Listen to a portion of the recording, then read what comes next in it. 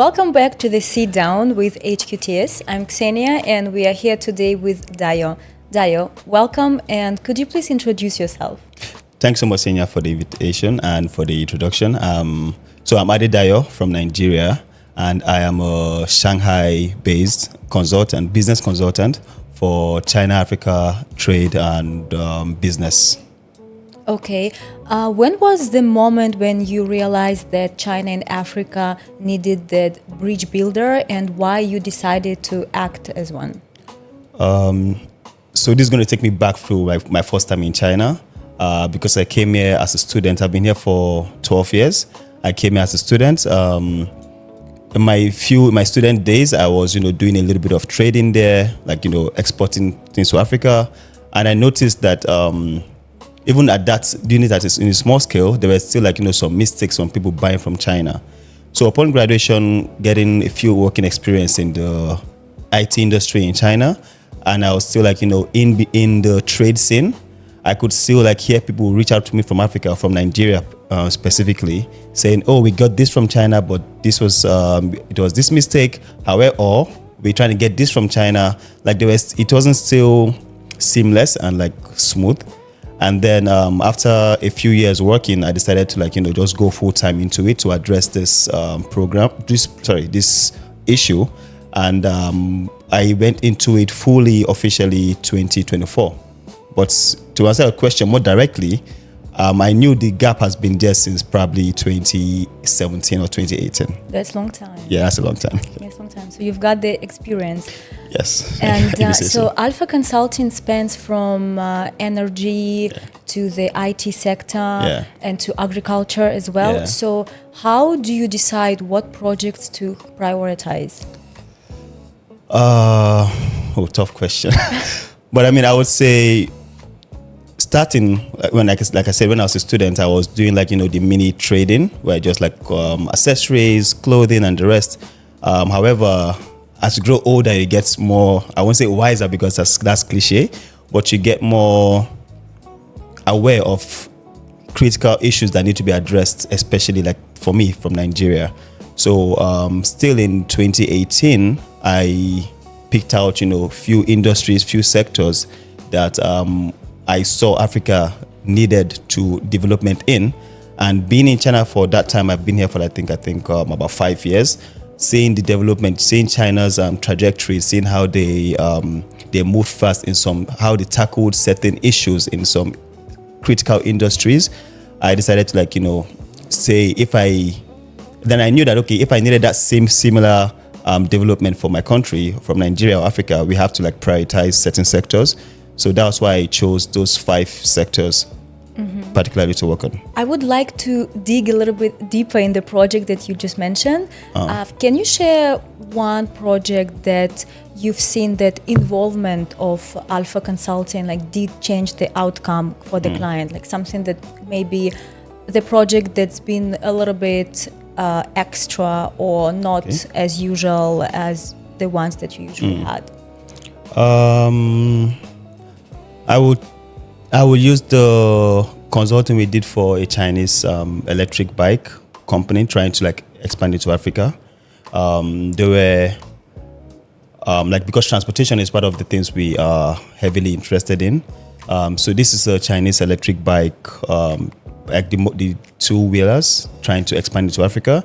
So they were still doing their research on whether to launch in West Africa or East Africa. I'm from Nigeria, from the West, which I think everyone knows Africa is a huge country. It's very huge, and we have different sectors, different needs actually, and we have different uses for the product from China as well.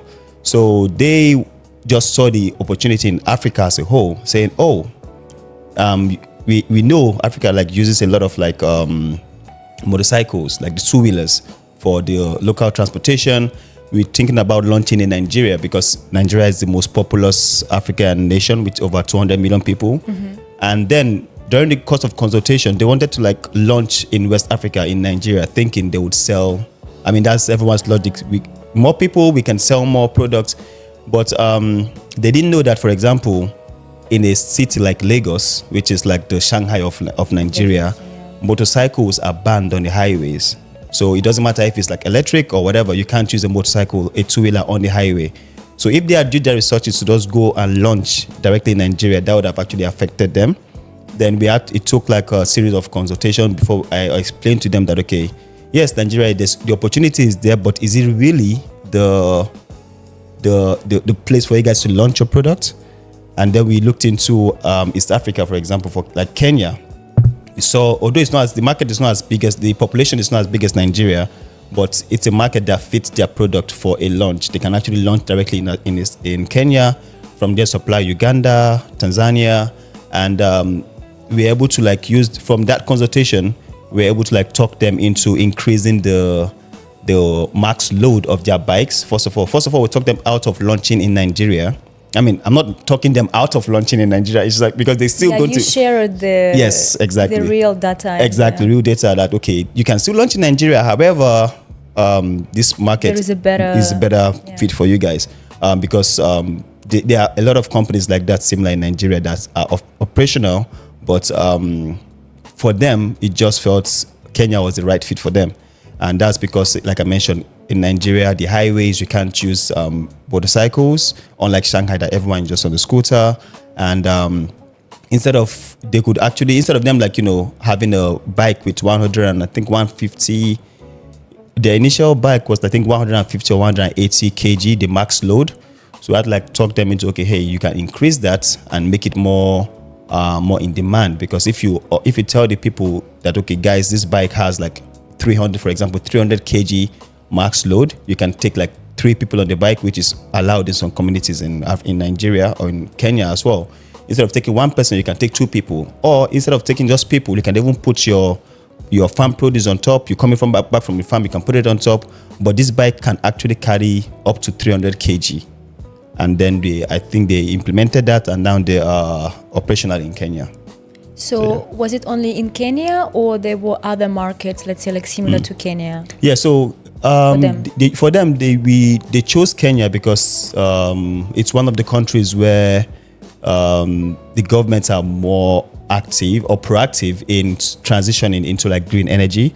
Alongside a lot of African countries as well, the governments are like proactively transitioning into green energy. However, Kenya, they have a huge fleet of electric buses. They have a huge fleet of electric bikes, and now we have it's growing, it's increasing, whereby we have similar to Shanghai actually, whereby you can go change the batteries of your bikes. So they have things like that in Kenya. So, but I think in the near future, more African countries would also transition fully or more into green transportation. 100%, and we can already see it for the last, let's say, 7 years, maybe longer. So I see that you're doing the real A to Z service, right, for your clients, because also not only, let's say, you're helping with the strategy, but also with the sourcing, and then with this final kind of advice, right? Then you did see the data for, let's say, the Kenya, or like the first country was Nigeria. And then you decided that you want to show the data, and then so the client changed their mind. So what about other countries? Because then you need to really stay updated with all the regulations, and Africa is huge, and the demand is huge. So how do you deal with that? Because I know that Alpha Consulting been on the market for around... quite a while. Officially, I would say like less than 3 years, but we've been in China, we've been doing the trade for...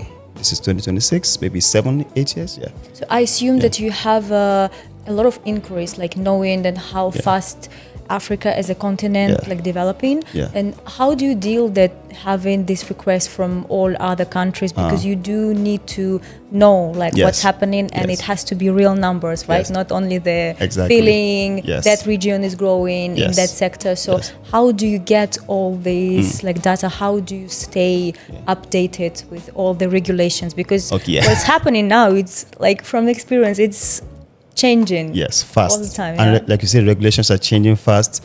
Most African governments are updating and trying to change and seeing where they can adapt. But to answer your question more directly, it would be my network which actually helps me a lot even in China, and I hope it keeps on helping me. My network, I try to connect with people I think in that sector. Like I still have friends that we went to university together, like master's degree in Shenyang. I still have some of them in Tanzania. So like right now they have their own businesses in Tanzania. So if a client asks me a question about Tanzania, for example, I then refer to my network in Tanzania who can then partner with me on that project. So I have Tanzania, Kenya.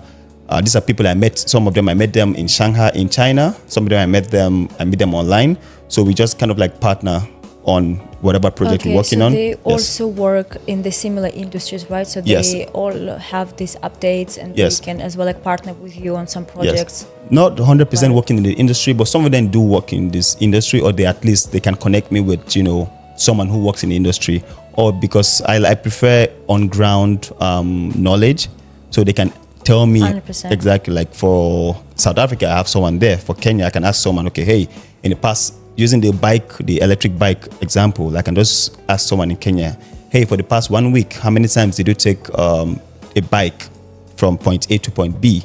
And was that bike electric?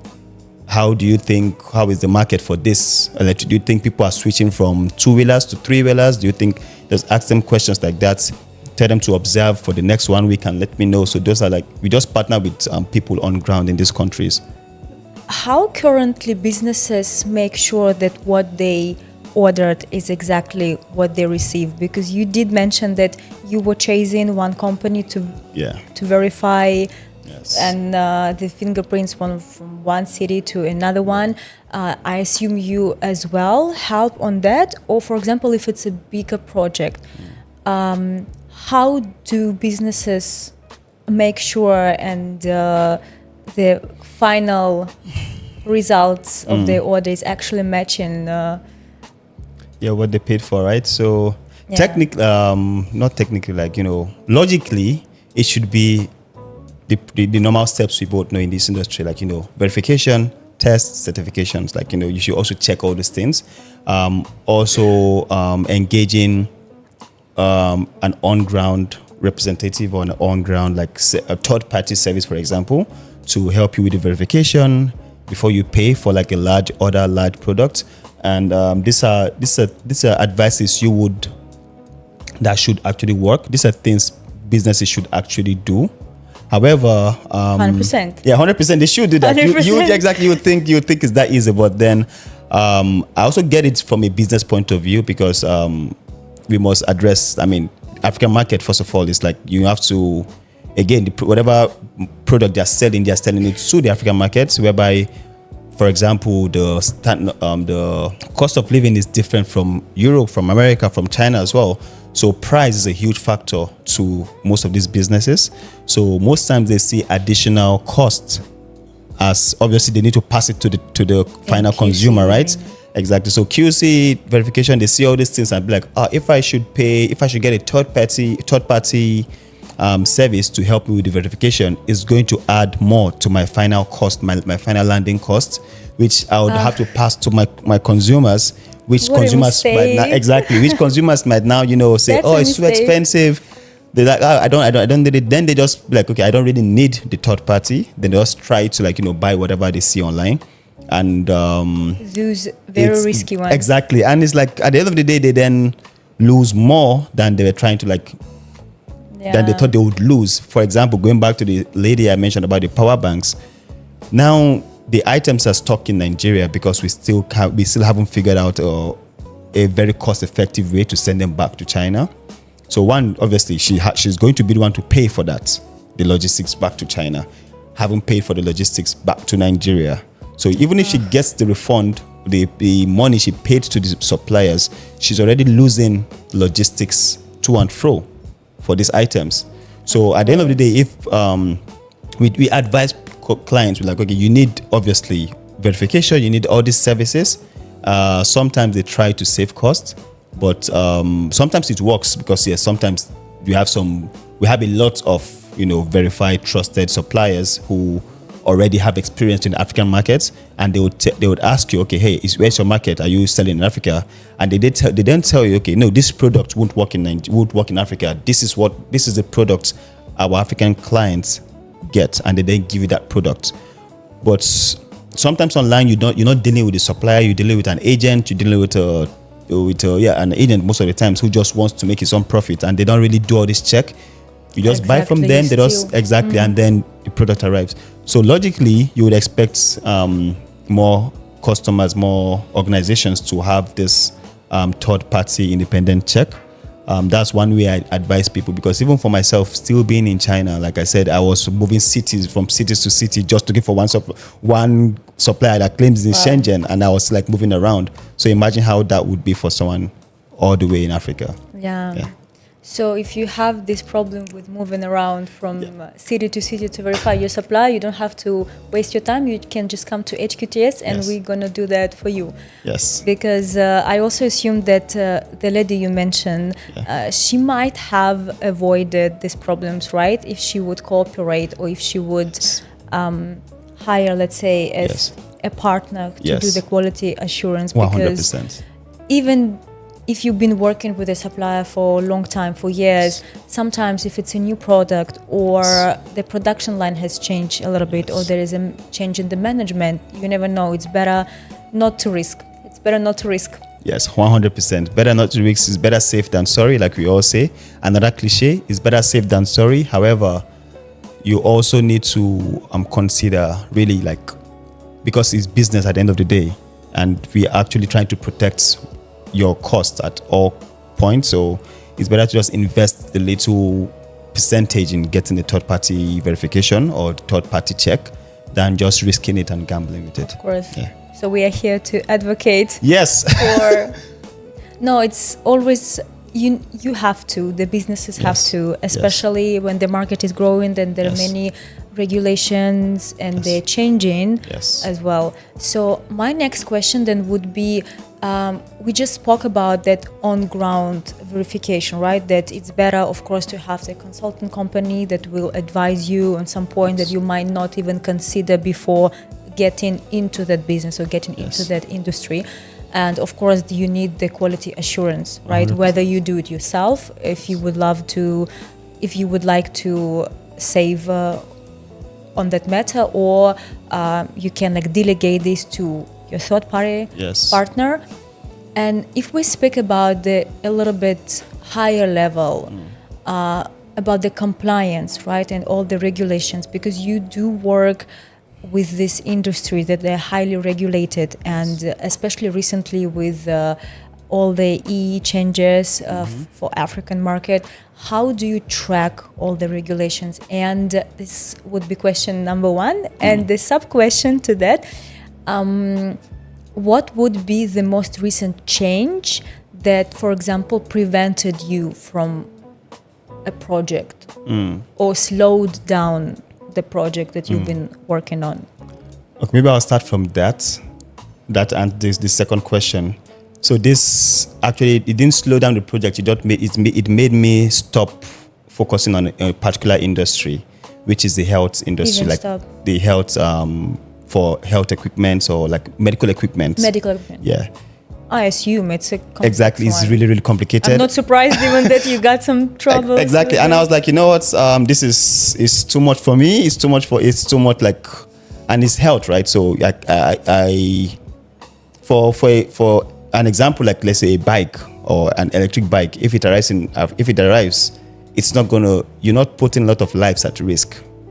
But if you're giving a health equipment, if you supplying the health equipment, it's a lot of investment. It's someone's health, and I wasn't comfortable working in that sector, because it's not my strength. I tried it, and I was like, it's too complicated for me. The whole diagnosis, it was just too much. And I was like, you know what? This sector, it was a project that a hospital came up to us, and I was like, it's a big one then. I was like, it was just too much. You have to check this.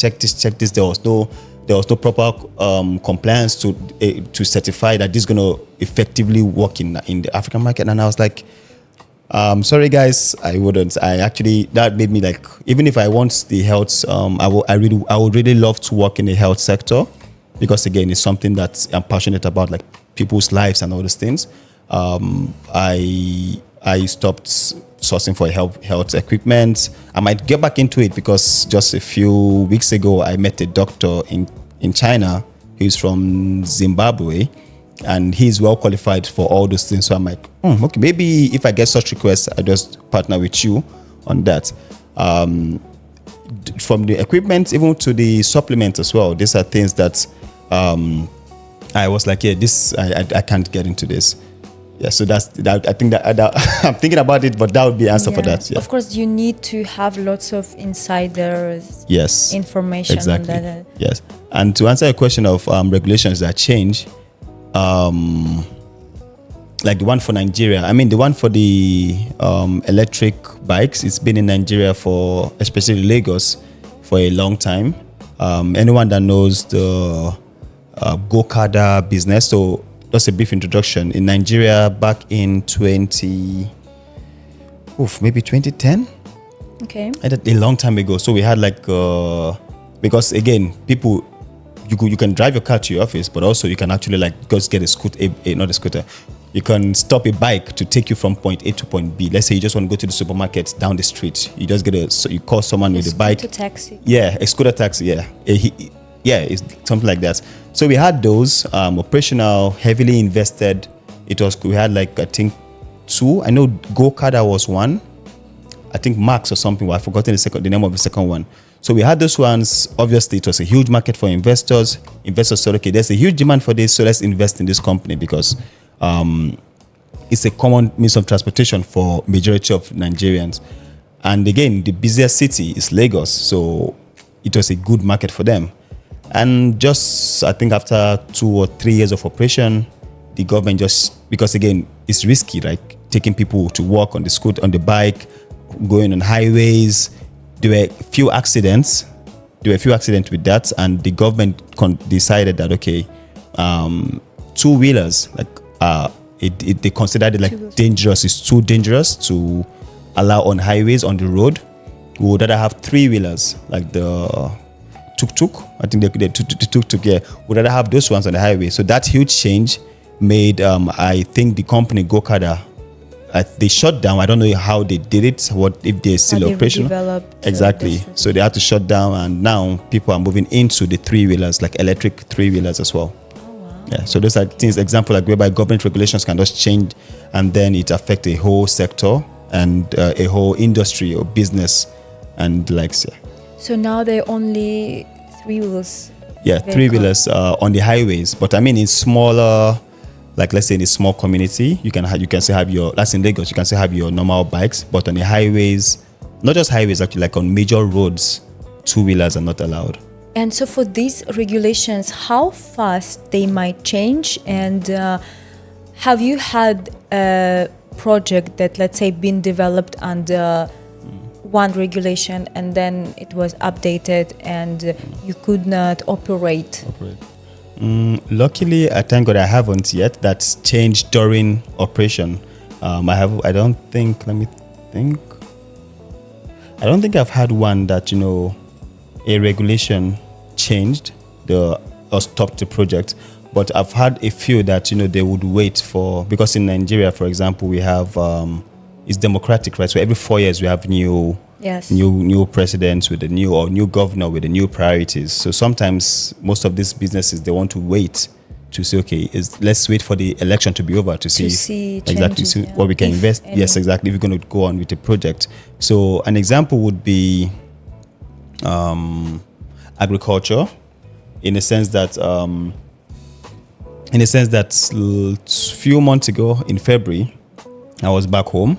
So I went to some ministries for agriculture to propose some projects.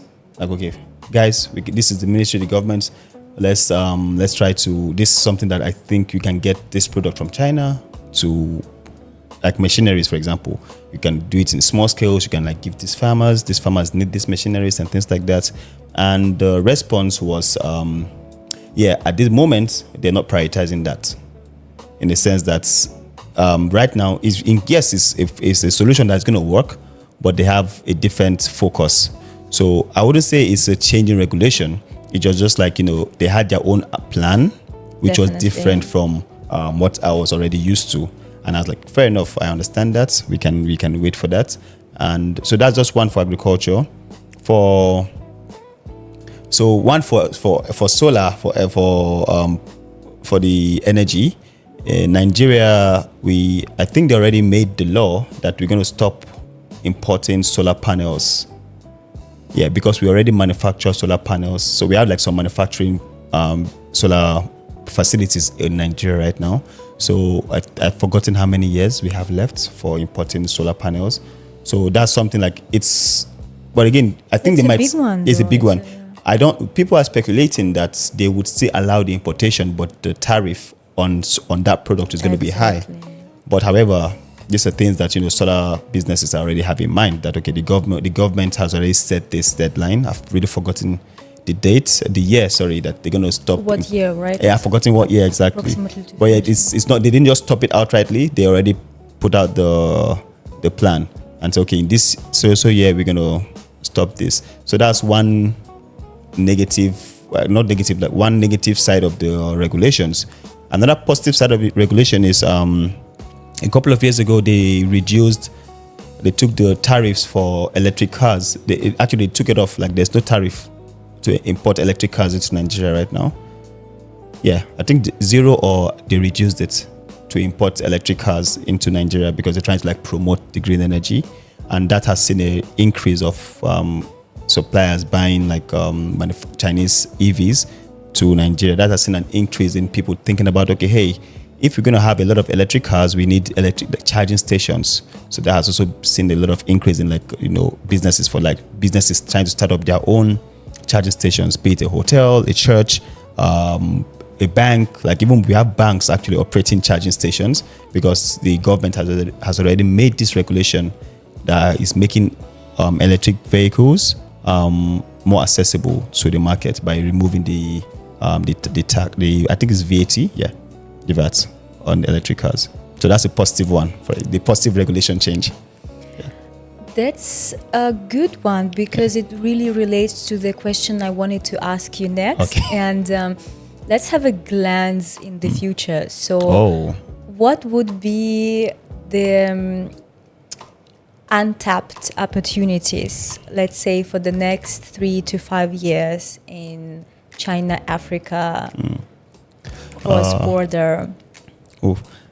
So I try not to, again, Africa is really huge. So I feel like we have different priorities across different countries, because although the priorities can still align, a lot of them can align, but 5 years, I would say. So we have this policy, which is like the Africa free trade within Africa. Yes. Trying to it's called Africa Free Trade Act or something, AFCTA, whereby we're trying to promote trading within African countries, trying to increase the trade volume between African countries. Between African countries. Yes, African countries. Oh, okay. So with each other. Yeah, with each other, because now it's still kind of like movement of goods from, for example, Nigeria to Kenya is still kind of expensive, a bit difficult, even people traveling. So one of the things this regulation is trying to address is to remove some of these barriers for Africa trading, because we're trying to have the trading block within Africa. So internally. Internally. So the question would be, to answer your question would be, for example, manufacturing in Africa. So I feel like in the next, because a lot of this is something that's already increasing. It's been happening for the past 2 or 3 years, but I still think in the next 3-5 years, it's still going to keep on increasing manufacturing in Africa, partnering maybe joint venture with the Chinese manufacturer, having. It's a joint venture. Yeah. Yes, joint venture in Africa, because again, we have 1 point something. Imagine having a population of 1 point something billion trading with each other with almost zero tariff, and imagine if you're producing right there, so you're just producing, selling, and you're making your profits and things like that. So I think in the next 3 to 5 years, joint ventures, joint manufacturing, joint processing plants. Like I spoke briefly about the lithium processing. So raw materials like lithium processing For the batteries, yeah. exactly. It's going to be increasing because people are moving to green energy. We need them for the batteries. Food processing as well. Processing of raw materials like raw food materials like cocoa, for example. Having like it, and I'm gonna guess you like chocolate, so I love it. Exactly. Yeah. So imagine having like multiple chocolate plants in Africa. So I think these partnerships, these businesses are the very, I wouldn't say untapped but they are still like very, very undertapped. Like having in Africa like a processing plant for multiple, yes. Instead of like, because then you're going to eliminate like your whole logistics sending from China to Nigeria. Sure. You just manufacture right there and you supply to like different African countries. You can even like supply to Europe. Yeah. I asked that question because then you mentioned before that, right, because of the government changing every 4 years, so there is a new regulation, there are new industries that are being more paid attention to. Yeah. So that's why I think it's important also, maybe you have on LinkedIn or any other sources, right, for Alpha Consulting. Yeah. Do you post these kind of updates or the regulations? Let's say that from 2026 to 2030, there will be a new channel of the industry where it's actually developing too. So maybe for the businesses, they have this a little bit like prediction of the like next actions to take. So that's what. So we have we're starting a newsletter, which we still testing it. We're still testing everything, but we're starting a newsletter that would be every week, like once every week, to post similar updates, new regulations that are being passed, when they will be implemented, if what is going to affect the industries is going to affect. Like, for example, the one I spoke about, solar panels, like we're going to post things like that. Okay, hey, in the next X years, this is going to change. This is why it matters to like Chinese manufacturers. This is why it also matters to like the African businesses. Both sides need to be aware. So the newsletter is going to be on LinkedIn and also by emails.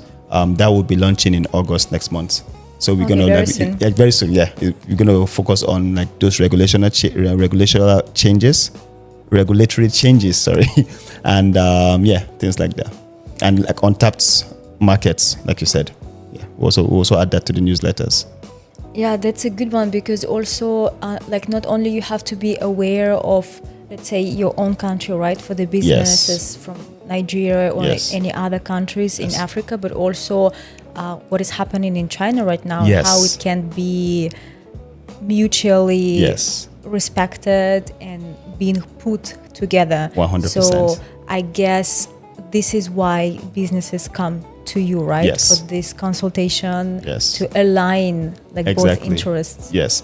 So because it's one thing to just think, okay, you have your own local knowledge, but you also need your partner's knowledge as well. Like the Chinese companies, they also need the knowledge of the African market, the African suppliers. The African suppliers, they also need the knowledge and the capabilities of the Chinese manufacturers. They need to know their priorities. They need to know industries that are going to be prioritized. Like right now we have the whole AI boom in China. In Africa, it's different. So you need to. I wanted to ask about that actually. I think no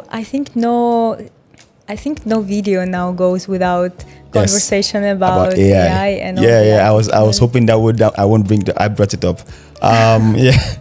Especially as someone that has a tech background, we do have a few AI startup companies in Nigeria, because again, I try to touch on African markets, but like I said earlier, I have partners in other African countries that I consult with, I partner with when a need arises, like when there's a need for their expertise.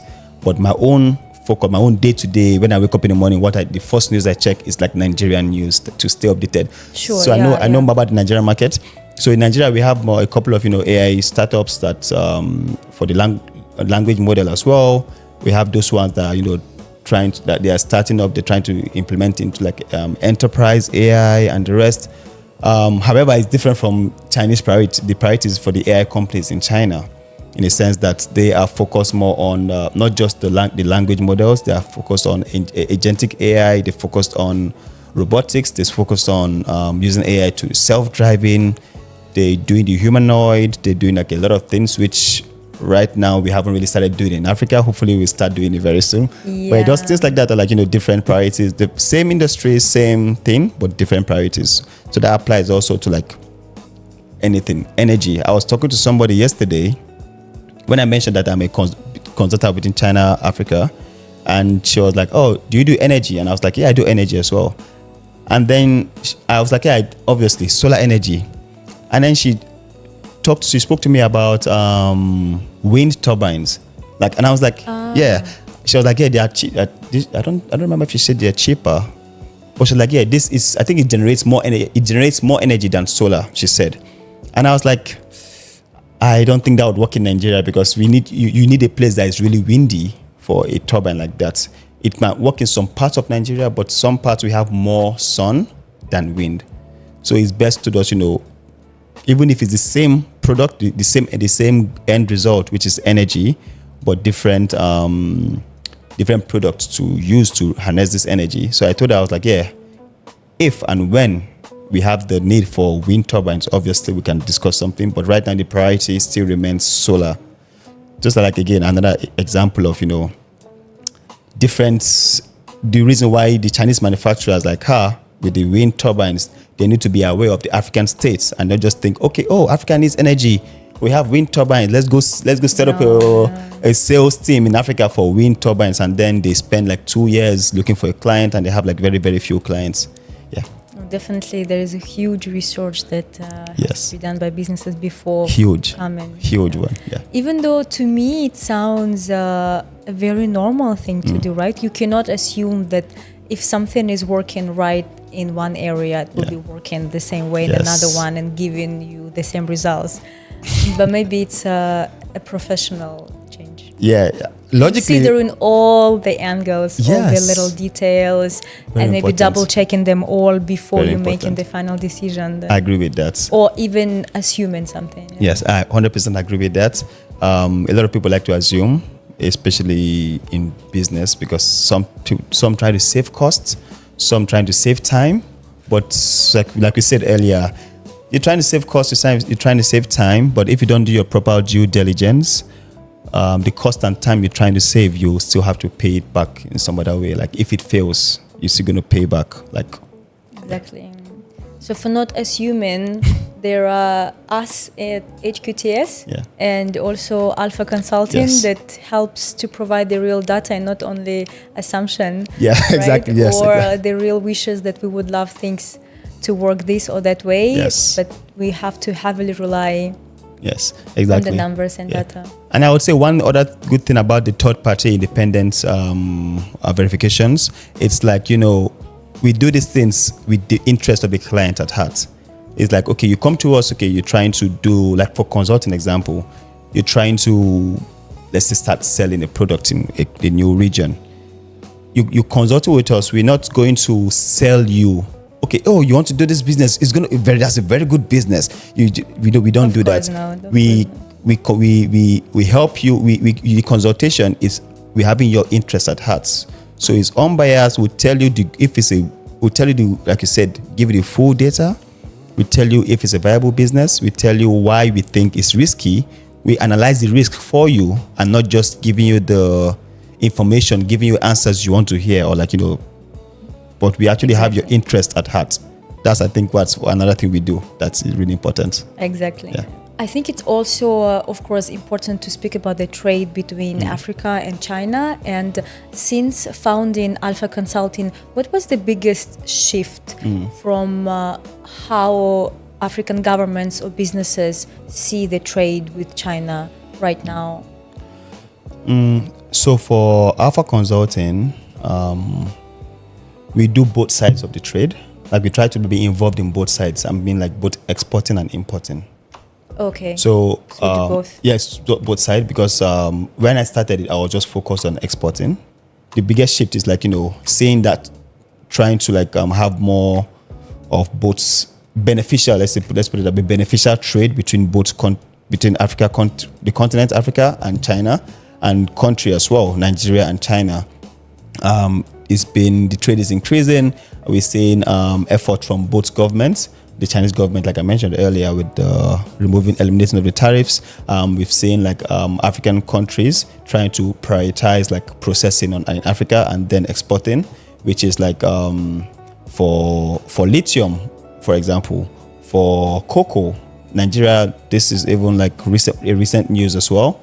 Nigeria, we just we together with some other West African countries that produce cocoa, we just signed a deal or an agreement of increasing value of the cocoa. So not just exporting the raw cocoa to whatever country to like process and make chocolate. So we're trying to like process it a little bit or add some value on ground before exporting. Yeah. Same with lithium, same with gold. We've seen more interest in Chinese companies going to operate mines in Nigeria, set up a mini mining processing plant. So these are changes that have been really recent, in the sense that the trade right now is now moving from and hopefully in the future it keeps on going that way. It moves Africa from more consuming to more like a beneficial trade, and not just buying from China, sending to Nigeria or from to Africa. And then from the other side, one of the big changes I would say is a few businesses and government, they now know the importance of proper verification. A few of them, they now know the importance of proper verification of whatever you're buying from whatever country. It can be from China, it can be from US.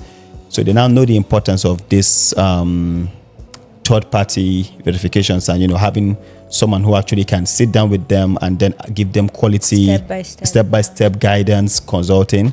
So we can see a huge we can see like some businesses prioritizing that, like having someone being their local representative, whereby, like I said, I was traveling around the area some months ago. I was doing that for a client of mine who I work as their on-ground representative. So it's similar to HQTS, whereby they're trying to reduce the risk on their side. So they investing more into like, the testing, the certification, the verification. So I can see that also like changing over recently. Yeah. Wow. So, I see there's so many opportunities. Yes. I just feel like after all these questions and conversation we had, because you mentioned earlier, so I wanted to also like dig a little bit like deeper. So what would it take, from your opinion, for Africa to move from a market for Chinese goods to a core development partner? Very good question there as well. I like so we spoke about that briefly, but I would also like to talk a little bit more about that, which we can see the shift is already happening. We have a lot of Chinese manufacturing moving into Africa. For example, But I'm going to answer a question before I give the examples. So it would take more government intervention, more intention from the government in Africa to prioritize certain development. And once those interventions are being made by the government, once those requests are being put, or once those policies are being put by the government, we can see more Chinese manufacturers or Chinese partners willing to go into Africa. Because sometimes I have some meetings with some Chinese businessmen, and they still sound a bit scared, unsure, unsure about. But I'm like, okay, guys, come on, you haven't even visited the continent yet.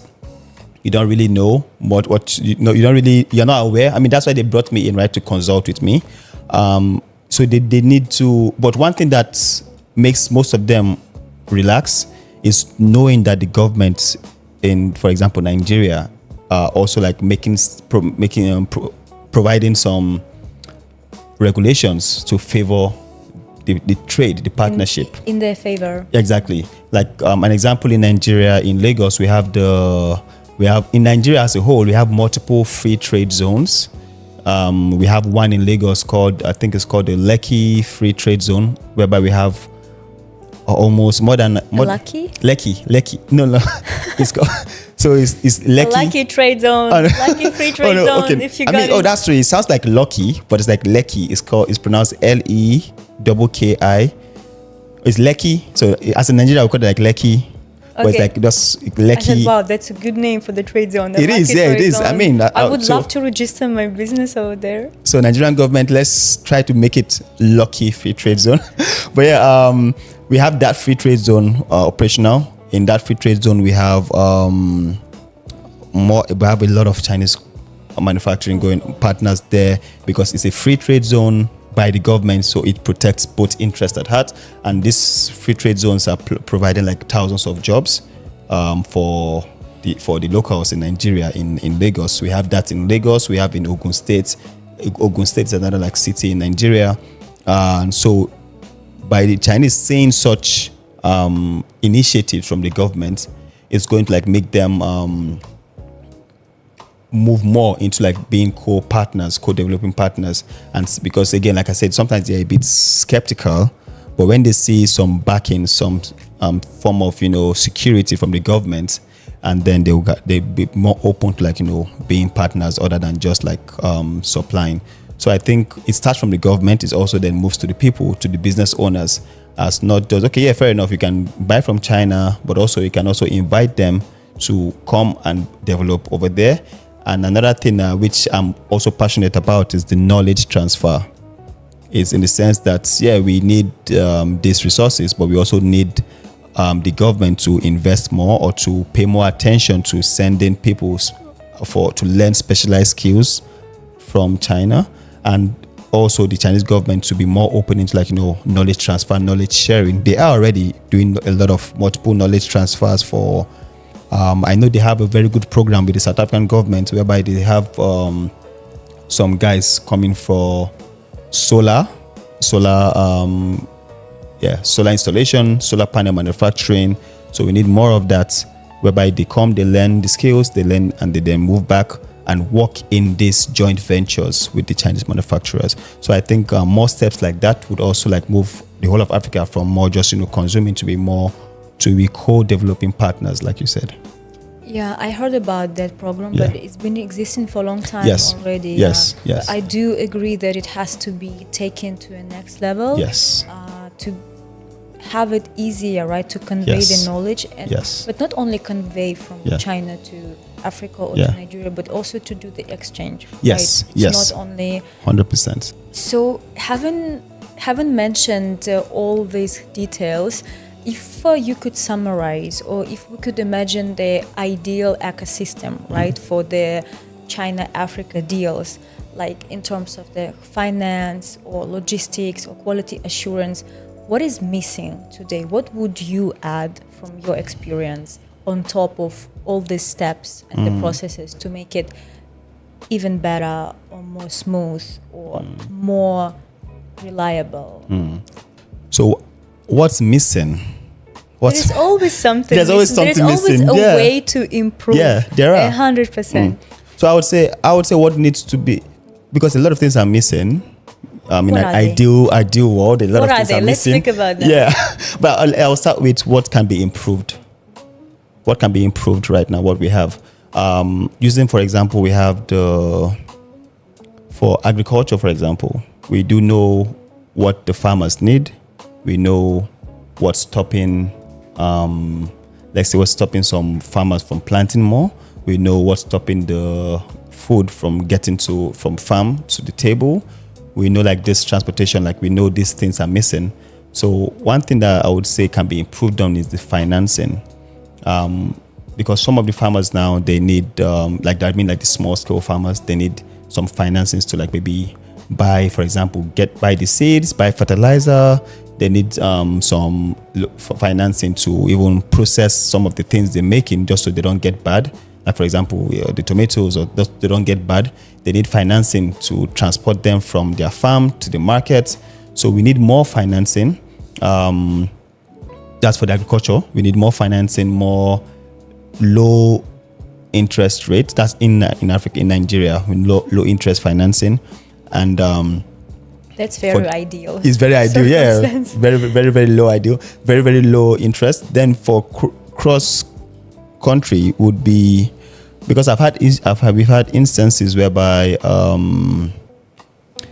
a supplier, let's say for example cashew, because we have cashew nuts, so they send the items from from Nigeria, it passes the test in Nigeria, and it arrives in China, and then it sits at the maybe inspections place for like a long time, and then when they do the final inspection, they then find out that okay, it doesn't meet requirements, and this after whoever in Nigeria has already borrowed some money to send the goods over here, and then we've had instances whereby people then refuse to pay the full agreed amount because they feel like maybe the goods is not what they wanted, like just a raw material. Well, it doesn't meet, even it goes for like lithium and the rest. They want a purity level of 80%.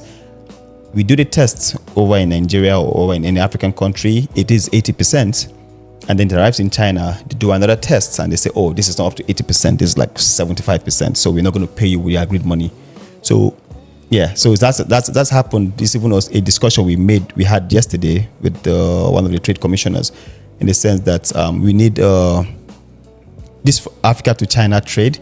We need a centralized testing body that once maybe an item or a raw material passes that test and is stamped that okay, verified test, when it gets here, whatever test that is going to be done, you have to pay the full money because it's already certified, that is verified and checked. Same way from China to Nigeria. We do have some, although again, some people try to save costs and not pay for such stamps, such verifications, such certifications. But we do know we need those things to be reiterated. They need to be like, emphasized. They need to be like, especially for huge trades, just so people stop losing money, because some of these people, they take loans for these deals. They go to the financing. So to cap the whole answer up, we need better financing, better certification, but not better bodies, but more emphasis on certification, and there should be agreement within the two sides that okay, hey, once you can get us this certification, then we're going to release your full money. And whoever is the financing partner should also agree that, hey, let's say, for example, if it's ICBC financing, a bank financing the trade, you talk to ICBC, say, hey, we've agreed to use this certification body for this product. The certification body talks to ICBC, say, hey, these items all passed, please release the fund. Good one. Exactly. So things like that, in an ideal world, it should work, because we've even had instances of some people from China going to Nigeria to also like set up their own independent testing for the like raw materials and the rest. So that's from that side. From another ideal situation from China to Nigeria trade would be, or to Africa trade would be, when an issue arises, we need assistance in resolving, like better assistance in resolving the issue. For example, especially when the fault is not from the client. Let's say if there's a miscommunication with the supplier, or if maybe the supplier doesn't perform the duties, we need a quicker, affordable way to resolve such conflict resolution. We need that, because sometimes going back to the lady with the power bank now, the company has agreed to accept the items, but I don't think they've agreed to refund the full amount to her. Of course. Yeah. And right now, there are two options. Either the lady employs a lawyer, and who's going to pay for the lawyer? So she's still going to have to be the one to pay for the lawyer. However, if ideally there is a court of international trade or something that supports businesses like that at a cheaper or at an affordable rate, that would help resolve such disputes. So yeah, I think those ones: financing, certification, better finance, affordable financing, especially for really farmers. I agree with you on that. For the first, for the financial one, yeah. Definitely yes. It's something where, for example, at HQTS, we cannot help your business, but what we can do is actually to improve the last 2 points that you mentioned for the certifications, right? Oh, nice. And also the issue that you mentioned for the cashew nuts, right? Like being like being like tested, Yes. but then after some time, after delivery upon the final destination point, right, Yeah. they underperformed Yes. in the testing, right? So Yeah. this might be a storage problem, right? Yes. Or something that you not only have to communicate with your supplier, but also with your logistics partner, right? To see how the goods are actually being shipped. So this is something that we as well help our clients Oh, nice. to assure, because yes, even if you've been working for the supplier for a long time, something is, especially if you work with this kind of goods and the categories where you 100%, it's one of the most important points in your inspection, right? To actually check how these goods are being stored and if they can survive on the certain condition level to the Yeah. final destination point. For a long time. So this is something that the TIC companies help your business Yeah. to do. Agreed. So this is ideal, but it's actually real. It is real. You just need to find the good partner to help you assure the quality. And it might sound difficult or complicated. It is actually not. And it not only can be solved, let's say, by the final inspection. There are some other services, right, that we as well perform, is that when we help our customers, the businesses, to go from step one to the final step, right, where you check every, let's say, production point and the packaging as well, because this, if we speak about the agriculture, Yes. and where the packaging is the most, one of the most important things. And the third one you mentioned was about Conflict resolution. conflict resolution, Yeah. right? I guess you spoke mainly about like the China, Africa, like the higher sourcing, right? Like the Yeah. higher level of the conflict resolution, or Yeah. So it's going to be like, for example, we have a lot of issues, a lot of cases that we have to like involve the consulates, like the embassy, because because first of all, it's something that both sides, even in a point of negotiation, you can talk about, you can discuss. For example, some people just buy without a proper contract. They just buy, I want this, and they just buy. They send thousands of dollars, just buying whatever they see, and then, like I said, I think I mentioned it earlier, the supplier tells you, yes, you bought this item, this is how it's supposed to work, but you're expecting it to work in a different way. So you didn't, in the contract, you didn't like lay the, first of all, sometimes there's no contract at all. So the supplier is like, I you cannot bought believe this, it's happening. It happens a lot, it still happens. Okay. You bought this, it works. When it left my place, it works. So the issue is not from me. There are times whereby, again, spare parts can be missing. Like some parts can, because some parts can be missing. I was in Nigeria like a couple of months ago. I can assure you, almost every place I went to, once the moment I introduced myself as, China, Africa, like, oh, you good, you're based in China. I bought this thing and it's not working. I'm like, what did you do after that? Do you have a contract? Like, what did you discuss? Nothing. They just saw it online. They just bought. And I'm like, you're sending thousands of dollars. You're not properly doing this. You're not checking what you're buying for. And then because there's no proper conflict resolution court, I would say. And even if they come to us, we then try to talk to the suppliers. Some of the suppliers, yes, they comply. They try to listen. They try to talk. But some of the ones, some other ones, we have to involve, like I said, the consulates, the embassies, like government officials to come and intervene. And even at that, it then becomes, you have to still get a lawyer, man. Like, you have to still get a lawyer because we've gotten these people, and they are willing to listen to you, but you have to discuss how much they're going to refund to you, and then you still have to pay. So that's a complex journey. It's complex. Yes. Well, if you don't want to have the same journeys, that I really would love to advise, right, to Agreed. be checking the quality and to be making sure that everything is going to work and how you can make it. So, but I was going to add actually, so the point number 2 about the certification, it's, I would say, for the agricultural product, it would be, the point I was missing, I was thinking about it, it's like a unified testing, it just escaped my mind again, a unified testing certification, whereby even if, because again, sometimes the equipment used to test the product in China is different from what is being used to test it in Africa or in Nigeria. Yeah. So that if using different machines to test one product, obviously it's going to give you like some sort of variation. However, if we had like some strong bodies backing this testing method we're using in Africa, saying, okay, yes, this is still going to give you the same product. It might be different from your own testing machine, different, but it's still the same. It's still genuine. It's still good. It's still going to give you the efficient, whatever you need from it.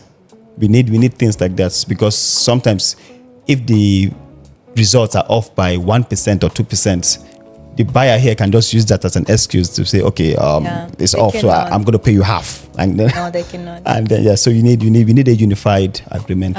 Listening to you, I can see how much work we have. There. Yeah. This can be solved so easy. Yes. You just need to communicate the technical part, and then if there's some components that have to be shipped from Nigeria or any other countries to the China production site for the engineers there to actually check all the details about the functioning part. This is such a simple thing to actually make. It is. Please. Logically, it is simple, but sometimes some people, they try to I wouldn't say safeguard, but they just try to move with deals as fast as possible. So they don't really, and then again, they sign contract without properly reading or asking someone who is, like you said, you have the testing, you have the certifications already, HQTS, you have the certifications already. So if I'm a person, I'm one of the buyers or a seller, I read, okay, this is good, but not knowing that we need third parties to properly check, okay, hey, this means this.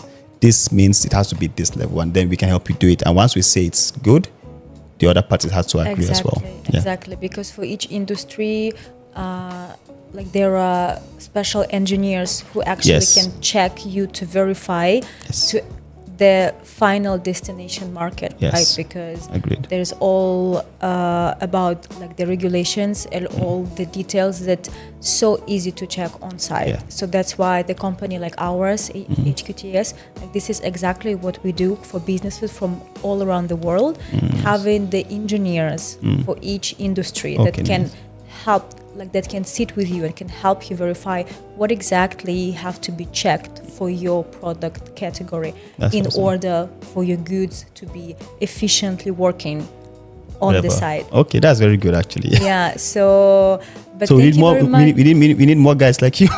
But thank you very much for sharing this all, because I am excited, and this is definitely something that I will share with my colleagues after we finish the conversation, because I do see how much of the deals and businesses we can help happening.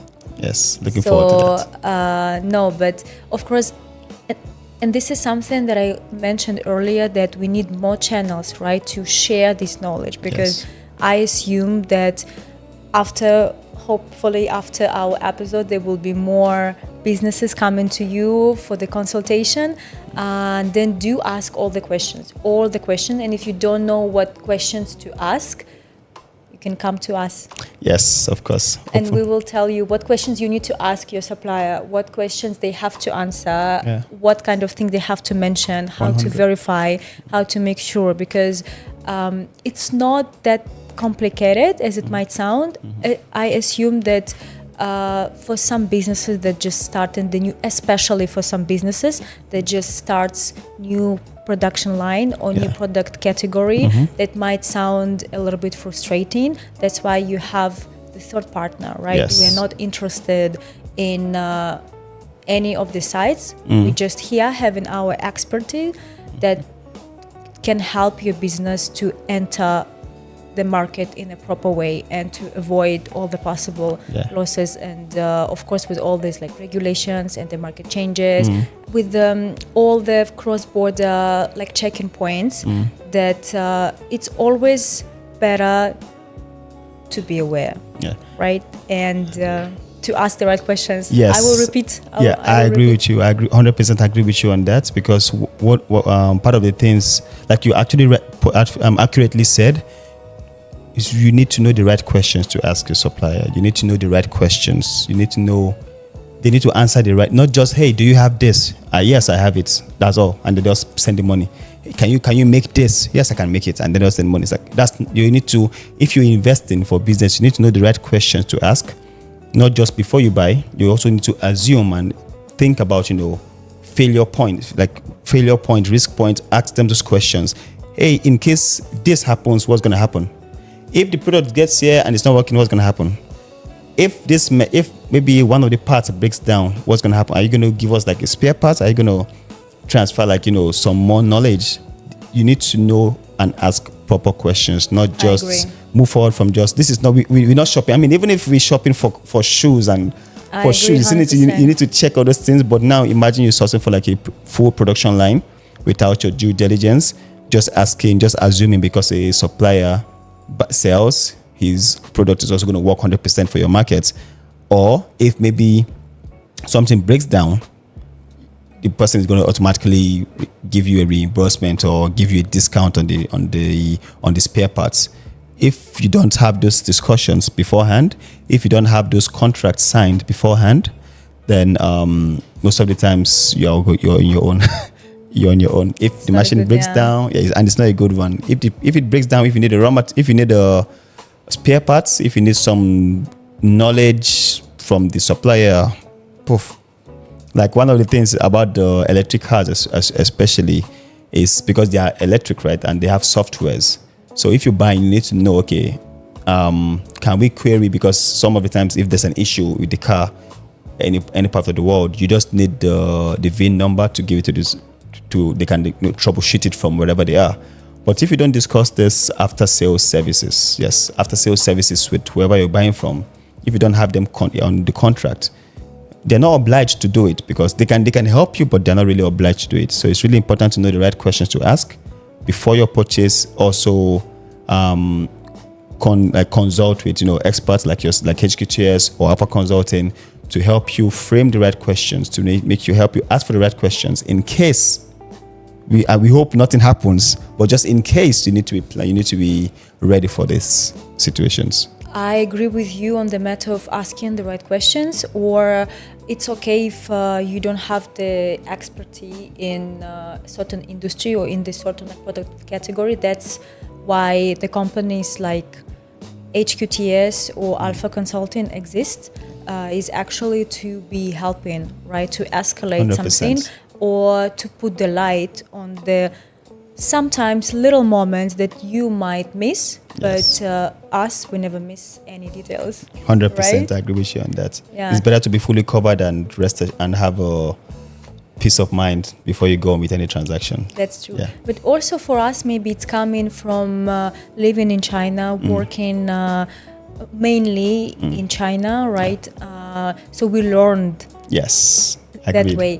So wrapping up our conversation, Dayo, do you have any final, let's say, words or advice that you would give to businesses or to the government organizations about the Nigeria-China, Africa-China relationship in terms of the trading or sourcing?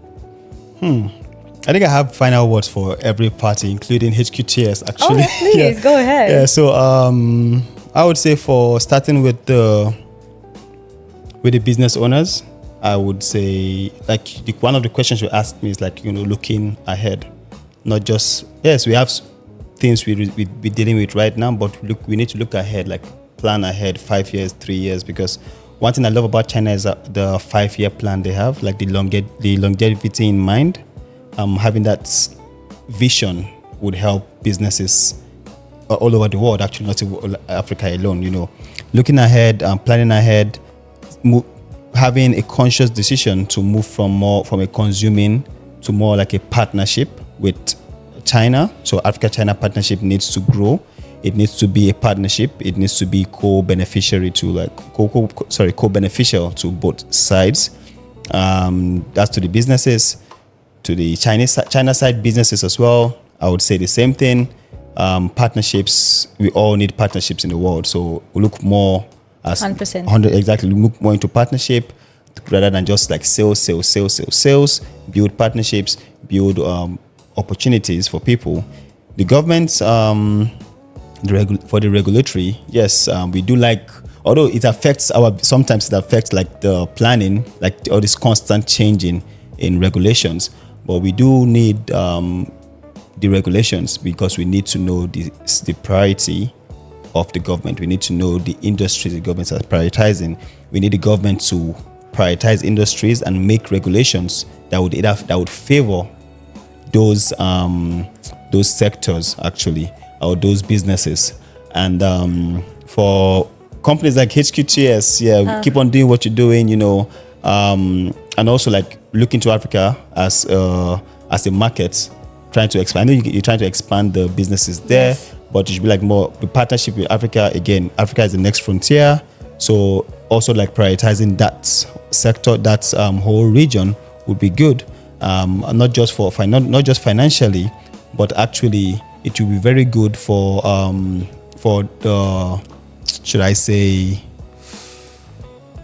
human, or the broad scale of business, of trade, because it's important to have independent third parties like HQTS doing the verification, doing the certification. It's important to have consultants like Alpha Consulting, because we obviously we try to like change, we try to like adapt, we try to like help. Well, we still have a lot of areas we're trying to improve on. Yes. The trust level, we need to work on both sides. Actually, everyone needs to like focus on increasing trust. The trust level, we're trying to do that. We're trying to show African consumers or clients that, hey, because we've had one bad experience with a supplier X doesn't mean it's end of the business. Build that trust level, meet consultants, meet verification service providers to help you improve your business. Don't just end it there.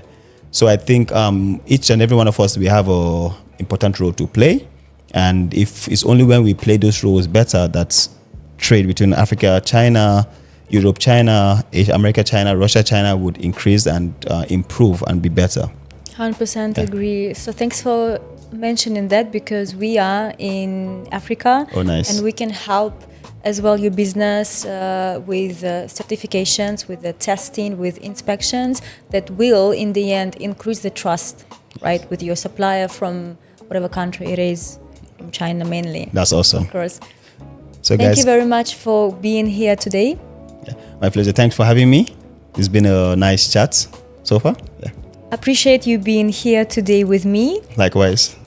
And thank you very much for staying with us, and see you next time.